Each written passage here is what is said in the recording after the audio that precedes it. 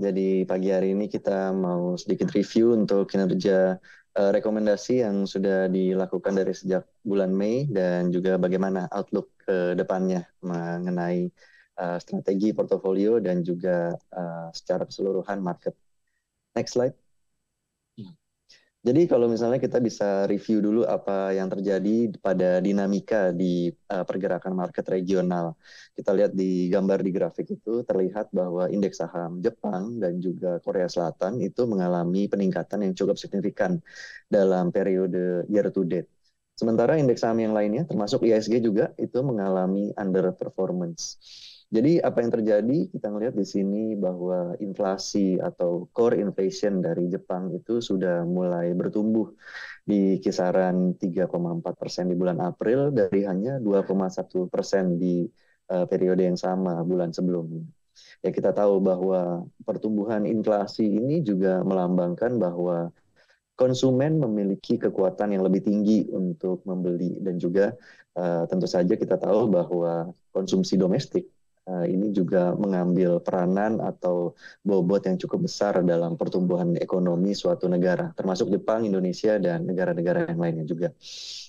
Di Korea Selatan kita melihat bahwa ada terjadi rally sebesar 17% dan 29% year to date masing-masing di indeks KOSPI dan KOSDAQ yang dimotori oleh rally dari beberapa produsen chip, microchip atau mikroprosesor yang kita tahu sekarang ini demand-nya sedang cukup bertumbuh seiring juga dengan perkembangan teknologi AI, Artificial Intelligence, yang menuntut kecepatan komputasi yang lebih mutakhir.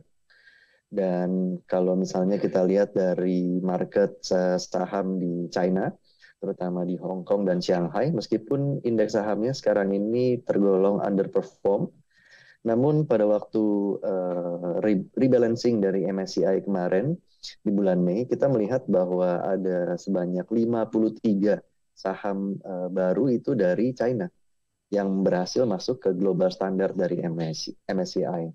Dibandingkan hanya 12 saham secara kumulatif bersama-sama yang masuk dari Jepang, Indonesia, Taiwan, Korea Selatan, dan juga Thailand dan India. Next slide. Jadi dari segi geopolitik di global, kita juga melihat sebenarnya ada potensi nih untuk adanya perbaikan di dalam hubungan geopolitik antara Amerika dan China.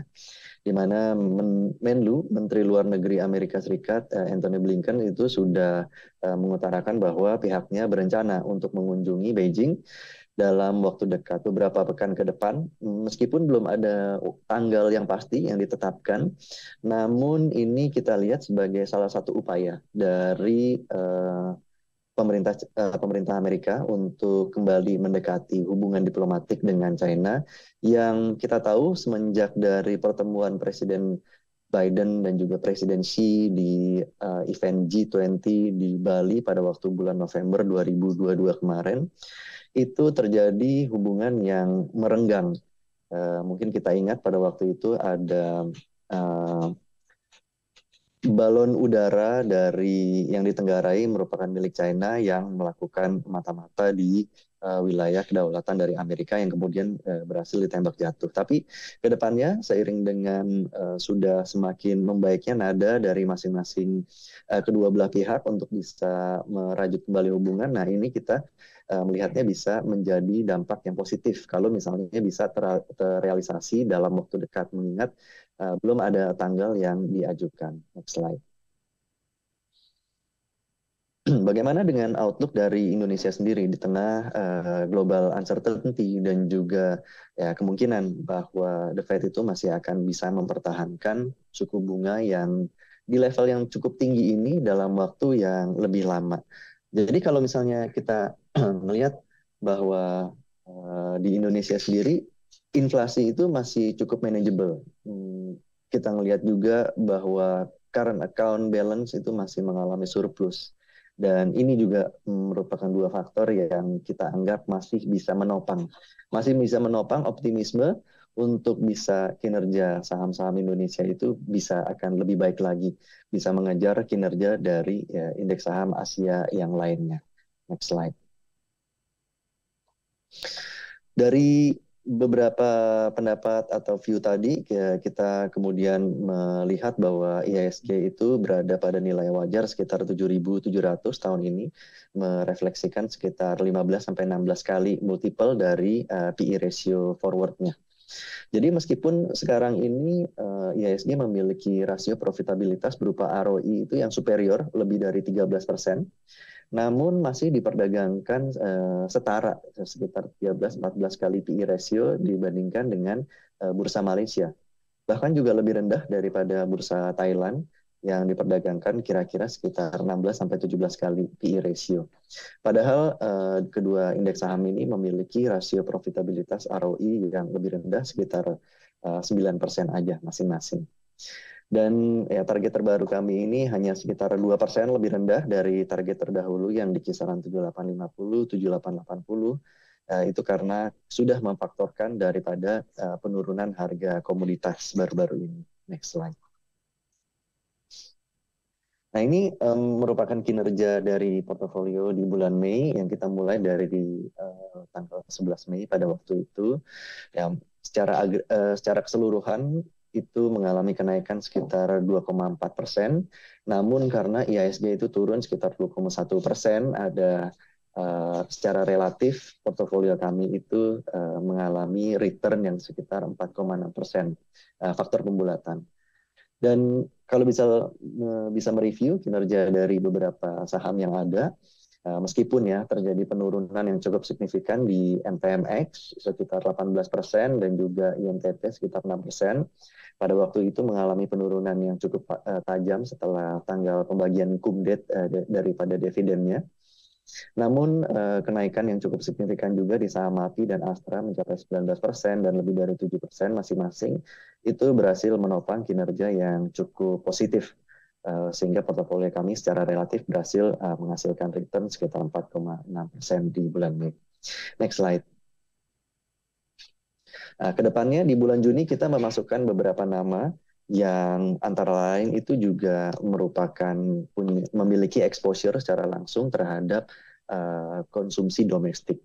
Jadi beberapa yang kita masukkan itu antara lain ada Goto dan Cepin yang bergerak di industri e-commerce dan juga industri makanan. Ya karena kita tahu kan salah satu kontribusi terbesar ya daripada revenue-nya Cepin itu dari penjualan ayam broiler yang meskipun sekarang harganya sedang berfluktuasi, tapi sekarang sudah ada tanda untuk mencapai profitabilitas di segmen bisnis ini.